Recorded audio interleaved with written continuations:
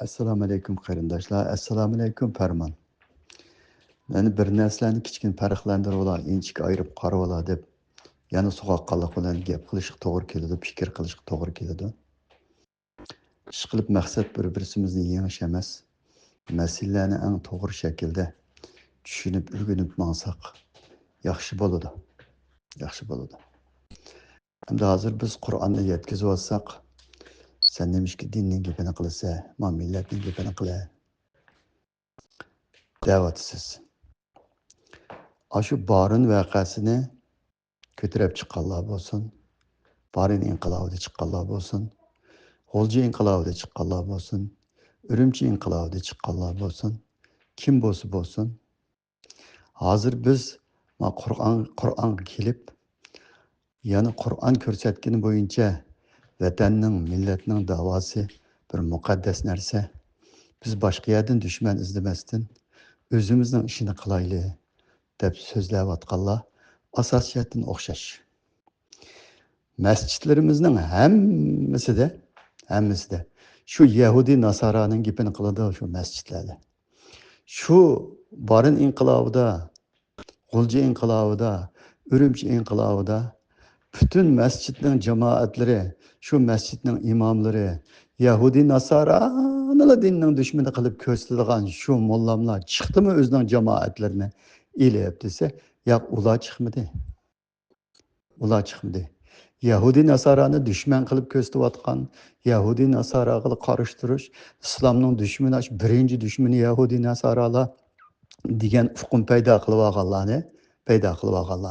Xitoy texmi chuqchilab ularning yolqinlatib ularni asosiyatdan ko'p turib, shu masjidda Xitoyning gapini qilmay, kechkichi Yahudi Nasoraning gapini qilib, shu Yahudi Nasora din dushmanligi, Yahudi Nasora dushmanligi bilan kechkichi ashlarni misol qilib, shu oyatni so'zisimi ashaq akitib, hadis so'zisimi ashaq akitib, xuddi o'zimiz bir dushmanning ostida tumayotgandek, mustaqil yashayotgandek, huri yashayotgandek, hech qanday tajovuzga uchirmagandek, shu gaplarni qilgan masjidlar jamoatlarni yetaklab, shu Barin vaqasida, G'o'lji vaqasida, Ürümçi vaqasida chiqmadi.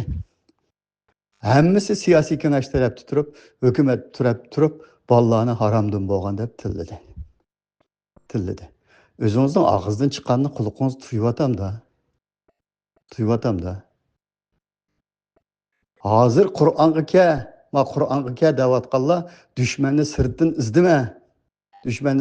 izdima.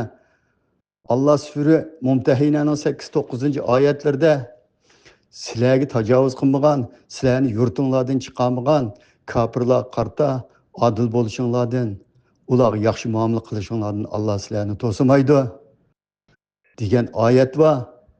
Vatanni qo'g'dash uchun, millatni qo'g'dash uchun Allah bizni har xil millat qilgan, har xil tilni qilgan. Millatchilik demaymiz, vatanchilik demaymiz deb millatning milliy irodasini buzma.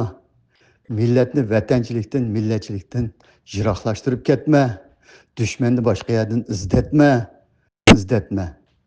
Shuning uchun Qur'onni tushansang, dinni bilsang, vataning uchun, millating uchun nima ish qilishni uningdan tonib yetsa deb shu so'zlayapmiz.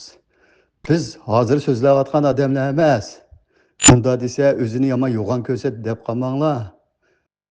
Birinchi tarjimasi Muhammad Solihning Qur'on tarjimasi 83-yilda Ko'ktoshliq tarjima chiqqandan tortib, mashrablarda o'qib, shu da'vatni qilib, Qur'on vatanning, millatning nima ekanligini haqiqiy ko'rsatgachga shu ilm mashrab vaqasi olsun, 14 avgust vaqasi olsun, 95-yildagi 97-yildagi 5-fevral vaqasi olsun, shu vaqalarning ichida hammasida bor biz.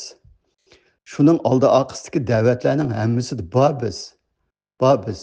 Shu Yahudi Nasoralar dushmanligini o'ydirib chiqarib, biz o'zimizga tajovuz qilayotgan dushman bilan hech qanday kori yo'qolib ketgandan keyin millatningki en ahırda milletin vazifesi mavu deb G'ulji vaqasidek vaqaning bosh oxirida ichi va teshida turgan odamlar biz hatto da'vatlardan tortib hammani birga ilib mangan odamlar biz o'sha tosh o'g'illari. Men shaxsan jamiyatda ancha-muncha chaqchaqchi bo'lganligim uchun hamma sohaga aralashib yurganlik uchun ba'zi jihatlarda siyosat kichkina kengro'g'ashqa nurg'un soqchilar yanala bizni opirib chaqchaq qilib o'qilib bu qilib yurganlik uchun bizlar shu sababli ancha-muncha ko'zga cheliqmagan bo'lsakmi Abdushukurdak odamlarchi desa oliy maktab o'qigan bilimlik haqiqatan so'z qobiliyati yaxshi millatni uyg'otib ketalaydi deb bularni opirib so'lab turmalarda yotqizib butun xizmatlardan hammani ilib tashlab etib shundoq bir oddiy odamga aylantirib qo'ydi ish qilib Allohning rahmati bilan bir narsani qilib yana vatan sirtiga chiqdik. Vatan sirtida yanala Yahudi nasara dushmanligini ilib olmasdan haqiqiy shu vatanda millatni qanday qo'zg'agan bo'lsak, vatanda qanday odamlar bilan birga mangan bo'lsak, qanday ideologiyada millatning dushmanini ochiq ko'rsatib beradigan bo'lsak, hozirmi shu dushmanni ochiq ko'rsatib beraylik deb Qur'onning gapini qilib mengyapmiz. Ma gapimning oxiriga ozroq qo'shim chiqib qo'yay. Yuqoridagi gapimda bu gap takror bo'lib qolsin. Yahudi nasara dushmanligini so'zlaydiganlar bütün masjidlar shu. Yahudilar anda qilibdikan, nasaralar manda qilibdikan, payg'ambar alayhisolamning oldiga bir Yahudi kelib, ana debdikan, bir nasara kelib manda qilibdikan. Shu gapdan boshqa gap yo'q. Shu gapdan boshqa gap yo'q. Kashkichi Xitoyni dushman tutmay, shu Yahudi nasarani dushman tutib bergachga Xitoy ularni siyosiy kengashda so'zlaydigan gapinglar mushu gapdan boshqani so'zlamanglar deb bersa, shu gapdan boshqani so'zlamasdan biz vatan uchun, millat uchun deb iymonni asos qilib, Qur'onning haqiqiy ko'rsatmasiga kelib, vatan uchun, millat uchun deb o'tirg'i chiqib borindikilarmi shu, G'uljidikilarmi shu, Urumchidikining xarakteri azroq o'xshamasimi, asosiy jihatdan shu Yahudi nasara dushmanligini so'zlaydiganlar chiqdimi jamoatlarini yig'ib butun salli kaygan, do'ppi kaygan, astayini olgan, yoki cho'ng bo'lsin, yoki kichik bo'lsin, uzun chopon kiyib olgan, hammasi o'rtaq chiqdimi desa, chiqmadi. Ya'ni shu Xitoy taraf tutdi ular. Xitoy taraf tutdi. Bizni haromdan bo'lgan deb tilladi ular.